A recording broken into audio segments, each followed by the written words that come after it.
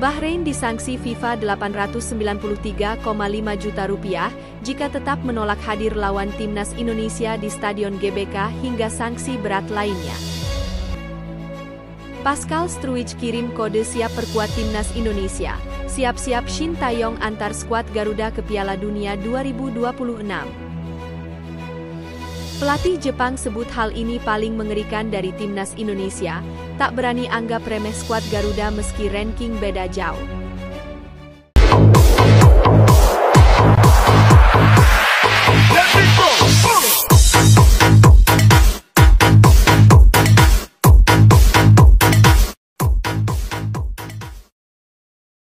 Bahrain disanksi FIFA Rp893,5 juta jika tetap menolak hadir lawan timnas Indonesia di Stadion GBK hingga sanksi berat lainnya.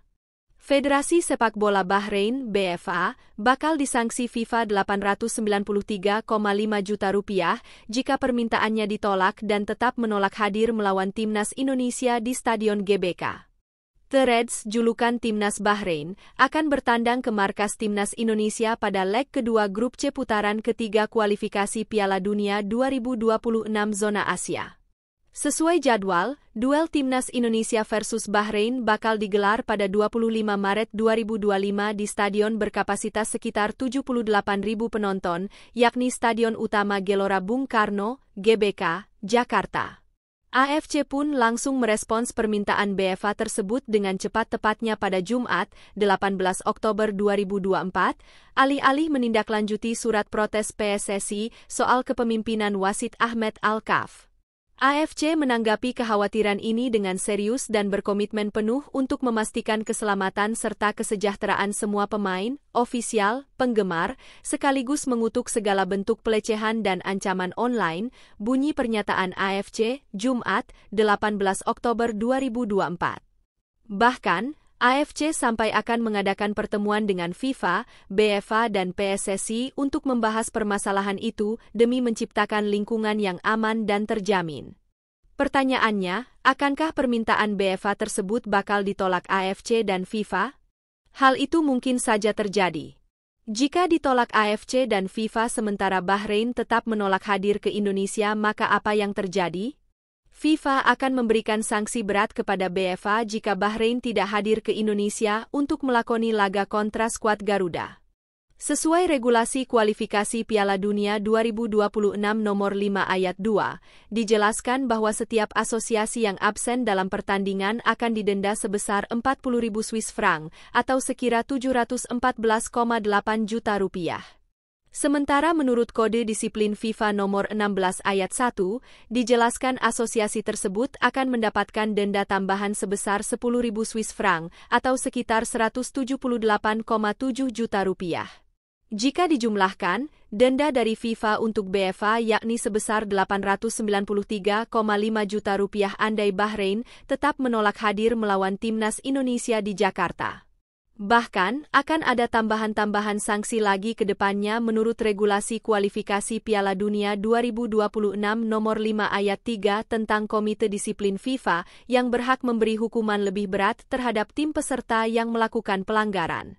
Sanksi tersebut bisa saja diterima Bahrain karena hanya dalam keadaan darurat atau force majeure yang memungkinkan laga tidak digelar di tempat tersebut. Sementara itu, Jakarta tidak dalam keadaan darurat dan PSSI memastikan bahwa laga timnas Indonesia versus Bahrain di Stadion GBK nanti dijamin aman. FIFA bisa saja memberikan hukuman tersebut kepada Bahrain karena sebelumnya mereka menghukum BFA dengan denda senilai 182 juta rupiah menyusul insiden laser dan peluit dari supporter saat laga kualifikasi Piala Dunia 2026 melawan Jepang. Insiden tersebut terjadi di Bahrain National Stadium, Riffa pada 10 September 2024 dalam laga kedua grup C putaran ketiga kualifikasi Piala Dunia 2026 zona Asia. Pascal Struijk kirim kode siap perkuat timnas Indonesia. Siap-siap Shin Tae-yong antar skuad Garuda ke Piala Dunia 2026. Back Leeds United, Pascal Struijk kirim kode siap memperkuat timnas Indonesia. Di akun Instagram penyerang Leeds United, Joel Piroe, Pascal Struijk menyebut sang rekan sebagai penyerang Indonesia. Sementara di unggahan Pascal Struwij, gantian Joel Piroe yang meninggalkan komentar. Ia menulis Indonesia is calling atau Indonesia memanggil Pascal Struwij. Banyak netizen beranggapan ini hanyalah sebuah sarkasme, mengingat banyak netizen Indonesia yang mengemis agar pemain keturunan mau memperkuat timnas Indonesia. Namun, masih hangat dalam ingatan kepada ketika Kevin Dix dan Mees Hilgers melakukan hal serupa dan ujung-ujungnya mereka bersedia menjadi warga negara Indonesia, WNI. Jika Pascal Struwij bersedia menjadi WNI, betapa kuatnya pertahanan timnas Indonesia. Dalam pola 3-4-3 racikan Shin Tae-yong, bek yang memiliki harga pasar mencapai 15 juta euro atau sekira 252 miliar rupiah ini dapat diandalkan sebagai bek tengah sebelah kiri. Bek 25 tahun ini dapat membentuk trio tangguh bersama Mees Hilgers dan Jai Itzes di jantung pertahanan timnas Indonesia.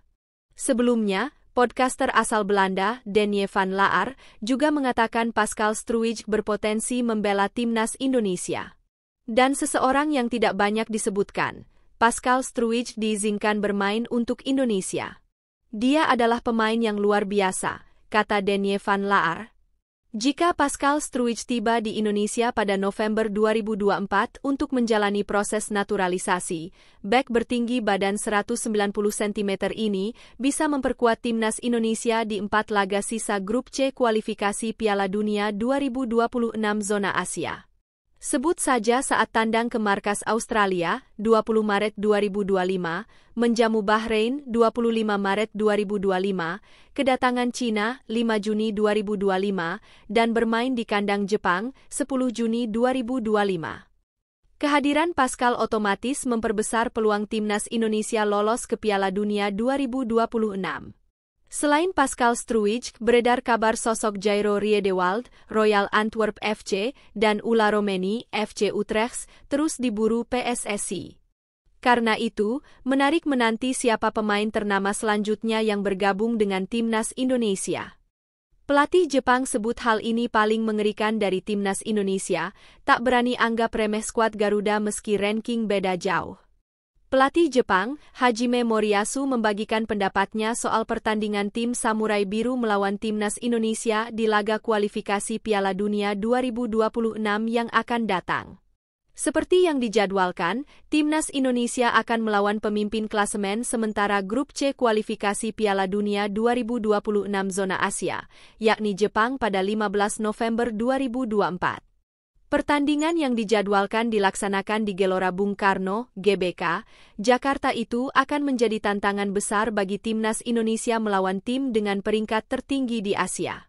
Dilansir di laman Transfermarkt, Jepang berada di peringkat 16 dunia, sementara timnas Indonesia di ranking 130.